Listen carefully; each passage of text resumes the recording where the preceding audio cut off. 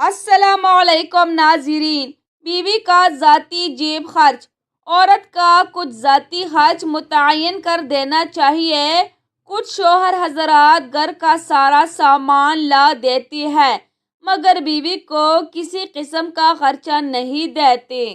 کئی ایسا کرتے ہیں کہ اپنی ساری کمائی اپنے گھر والوں کو تما دیتے ہیں کہ خرچ کریں مگر بیوی کو کچھ نہیں دیتے کہ میں خود ہی لا دوں گا۔